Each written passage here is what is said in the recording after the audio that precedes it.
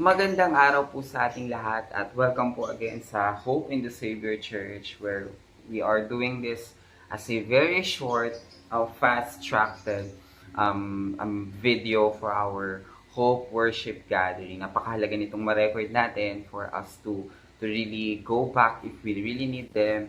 And this is a short reminder for us as well about His sovereignty. Lord God, thank you so much, O Lord God, for giving us this opportunity, this platform, Panginoon, parang patuloy na maihayag ang iyong pong salita. Samahan niyo po kami, O Lord God, as we go deep into your word, into your truth, O Lord God. If there are sins and compromises in our hearts, Lord God, na nakakapaghinder us from listening to your word, Lord God, just ditch it off, O Lord God. Lord, confront niyo po ang aming heart, Panginoon, and make this heart healthy. Lord, samahan niyo po kami for this moment, Panginoon, at with the Holy Spirit, O God. Lord, let us be more aware of your presence. In Jesus' name we pray, amen and amen. And welcome nga po sa atin pong Hope in the Savior Church. This is the online fast-track video about our Hope Worship Gathering noong mga nakaraang araw. At nire-record po natin ito. Last time, pinag-usapan natin yung una at pinakamahalagang bagay na kailangan natin tandaan as we go through this 12 C's.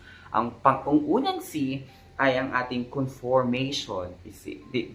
In Romans 8, we read about and we know that in all things God works for the good of those who love Him, who have been called according to His purpose. Last time na pag-usapan natin at na-conclude natin, yung word na good is the purpose of God. And this will actually come into the glorification level of God. Ibig sabihin, sa muling pagbabalik ng Panginoon, mangyari at maganap yung pinaka-purpose ng Panginoon sa buhay natin. At yung purpose na yun ay maging kawangis ni Lord. Ulitin natin, ang purpose na yun ay maging kawangis ni Lord. Conforming to the very image of Jesus Christ is our ultimate purpose in our existence. Kaya yung major na tatlong questions na tinatanong natin, kung bakit ka nabubuhay, para saan ang buhay natin, at ano ang gagawin natin habang nabubuhay natin, is to go and make disciples, yes of course, is to conform to the image of Christ. Kailangan nating gumawa, magpalalim, magbasa ng Bible, laging magpumunta sa Word of God, no, and pray so that we could be more like Jesus, love more like Jesus, and so on and so forth. That's a confirmation. And our second week, we're going to talk about cultivation. Merong tatlong L na gusto po nating maging emphasis na sa talk na to. What are the things that we have to cultivate? Meron isang garden, dalawang garden, at yung isa kinukultivate, yung isa pinapabayaan na lang. Ibig sabihin ng kinukultivate sa Tagalog, ano nga ba sa Tagalog ang cultivate? Or inaalagaan, or lagay nyo sa comment section ko ano yung cultivate. No, but cultivate is nilalagyan ng fertilizer, dinidiligan araw-araw. Okay, kailangang galawin yung lupa, those gardening stuff, maintain, di ba? Cultivate. So, there are 3 L's that we need to cultivate in order for us to fully understand and fully discern and act upon the confirmation to the image of Christ. Number 1 thing that we have to understand is lordship. 2, likeness. And 3, the salitang L-O-V-E or love. Lordship, likeness, and love. Praise God. So, first, in Genesis 1:27, so God created mankind in His own image. In the image of God, He created them. Male and female, He created them. 3 times na binanggit dito yung salitang created, own image, image of God, male and female. No? So, makikita natin dan. So, God created. When we say created, hindi to yung meron siyang mga pag niluluto tayo ng adobo, kailangan ng chicken, kailangan ng toyo, ng suka, okay? Is that the thing that we think if we say created? Actually, hindi. Ibig sabihin ng created, there is no other basis of creation except His own image. Ibig sabihin, Wala po siyang ibang pinanggayahan, kundi yung imahe niya lang. Walang pinanggayahan ng Panginoon natin nung ginawa tayo, kundi yung image niya lang. Kaya babalik tayo dun sa una nating topic na conformation, that we have to conform to the very image of Christ because that is our original design, to the image of God. He created, it means that when He created us, He is sovereign. Siya ay Diyos. Amen? Our value is to the image of, to our own image. Our relationship is the image of God. And there is certainty there, male and female. No, kung titingnan natin yung verse na yan, dyan pa lang sa verse na yan, malalaman na natin na, oh, God is sovereign. And because of sovereignty, He created me by His purpose. This design, bakit ako ganito, magaling ako magsulat, bakit ako ganito, magaling magsalita, bakit ako talented, bakit nandito ako sa family to, bakit ako nandito sa lugar na to. Yeah, we can ask a lot of questions, but one thing is sure, God is sovereign, that He puts value on us. But what is that, sir? Own image. Hallelujah. And He also made us relationally to the image of God. And He's certain, sure siya, na ginawa niya tayo male and female. Hallelujah. Hallelujah. First is the Lordship of God. Sabi dito sa Genesis 1, and ilang beses sinabi dito, and God said, that. God said that there be light. God said that let there be some creature crawling. God said there should be water. And all of these talks, biglang sinabi niya din sa dulo, and it was so. It does mean that He is in control. Simula pa lang, He knows what He's doing. He is sovereign. He is Lord. Amen? Kaya nagtataka tayo na, why am I here in my family? Why am I here in this situation? Why I'm here in this environment? Why am I in the campus? Why is my surname like this? Why am I like this? Don't worry kung hindi ka sure, meron tayong Lord, sovereign, na sure sa atin, at sure sa mga ginagawa niya. Hallelujah. In the beginning, God created the heavens and earth. Now the earth was formless and empty, and the Spirit of God was hovering over the waters. Do not worry, sa simula pa lang, I like this verse in Genesis 1 verse 2, and the Spirit of God is hovering in the waters. Simula pa lang, God is there. At hindi niya tayo iiwanan hanggang dulo. Hallelujah. And this is speaking about sovereignty of God. He knows what He's doing. He is God. Amen and amen. The Lordship of Christ means He created things, He controls things, He knows what He is doing, He is literally everything. So where we need to worry all about these things, trust Him, have faith, because God knows exactly what He's doing. No, kaya kung nandito tayo sa pagkakataon, Lord, hindi namin alam gagawin namin. Lord, hindi ko alam kung bakit graduate na ako sa college, I don't know what I'm going to do. Lord, wala na ako nag-work. Lord, nagkakaroon ng problem. You not worry, God is in control. You just have to trust Him. Better said than that, kasi ako din pinagdadaanan ko din yan. But one thing is really sure about is that parang wala pang pinahiya si Lord ng mga taong nagtiwala sa Kanya. An encouragement, trust Him. He was there at the beginning, and I am sure, we are sure, the assurance of His Lordship and sovereignty, He knows what He's doing. Nandun din siya sa dulo ng ating pong lakad. Amen? That's the first L. Second L is likeness. In the image of God, He created us. He created them.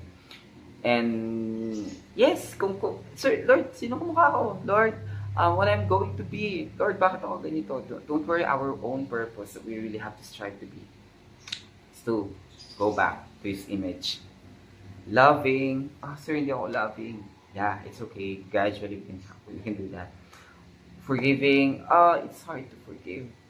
Don't worry, continue to love them. Amen? And more so and more so. We are created in His image, but the problem is the image was corrupted. But in Genesis 3:15, the proto-evangelium, when the image was corrupted, sa sobrang pagmamahal ng Panginoon, He already made the plan for our redemption. And that's the life of Christ. Kaya this morning, if we are still in doubt, what happened to me? I am corrupted with sin. Where can I go? The hell is there, yes, but that's only one option. It's our choice to go there, in hell. But the best way, we are very delighted to tell you that Jesus is the only way, the truth, and the life. Accept Him as your Lord and Savior.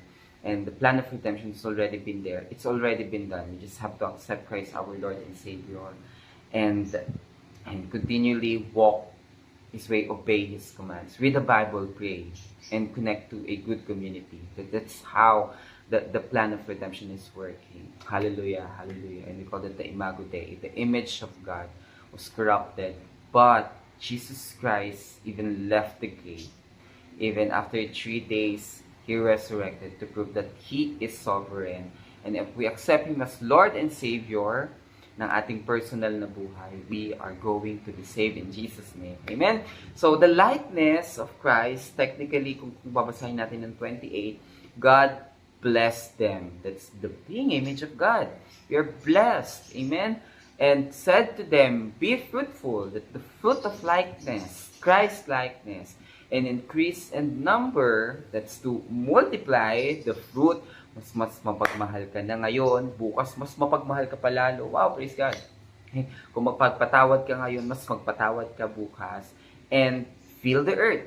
In Hebrew, its value implies completion of being full in spreading the image of God. Nakakahawa yung image. Pabait siya ng pabait. Lahat ng kasama mo bumait na. Amen. Let's fill the earth. Ang dami mong hindi mo kamukha, but kamukha ni Christ. Amen. And rule over kabash in Hebrew, an intervention of the cultivating process into a fruitful garden. That's making disciple, no? Yung kabaitan mo, yung forgiveness mo sa tao, yung dami nangyari, yung boss mo nagwawala na, teacher mo pero ikaw loving ka pa din, makahawa tayo doon.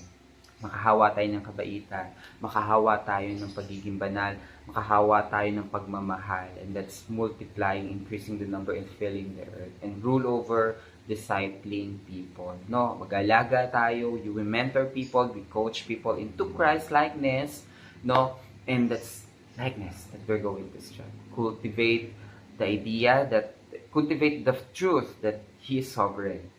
Cultivate the truth that we are striving into His likeness. Hallelujah. And the last one is love. God saw all that He had made, and it was very good. In Hebrew, it's Tomedov. And there was evening, and there was morning in the 6th day. Toledov means completion and integration of the many as one. We are unique, we are diverse, but we are connected with one thing, the love. This is a harmonious relationship between you and the Lord. Love, no? I don't know how is it going to be, but there is a certain thing that will connect me to my Lord, and there's a certain thing that will connect me as a result to His people, and we call that love. Ito was declared in the completion of the creation. Ibig sabihin, nung create na ni Lord lahat, from human being to creation, to the water and earth, and to the light and darkness, it is connected with love. It is binded by love. Kaya yung mga tao ngayon, yung mga tao, even towards the environment, ba't nila inalagaan yung tao? Because they love the environment. Bakit mahal natin ang kapwa natin? Because mahal natin ang kapwa natin. We're connected with them. Bakit mahal natin yung work natin? Because love. There is a certain link, that there is a certain thing that links every creation. Sabi ni Lord, it is very good. No, there is a certain link that connects every creation into one. That is love. That's why hanggang nung simula, sinabi ni Lord na to Omedov, it was very good. Nung sa dulo sa cross, sinabi niyang tetelestai, it is finished. Look at the resemblance of the term. It was very good nung una, pero sa dulo, tetelestai, it is finished at the end of the redemption.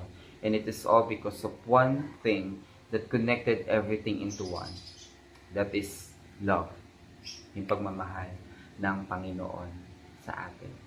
Amen? Kaya, we cultivate the Lordship of God in our lives. Hayaan mong siya mag-guide ng buhay natin. I-cultivate din natin araw-araw that we're going to work out our salvation to be in the image of Christ, more loving, more forgiving. And remember, cultivate ourselves into more loving creation of God. Father, thank you. Thank you so much, Holy God, for reminding us things that we have to cultivate. Give us courage. Make me more loving, Panginoon. Make us more loving. Make us more forgiving. And let us look unto you as our Lord and Savior. In Jesus' name, amen and amen. God bless and see you sa susunod na episode.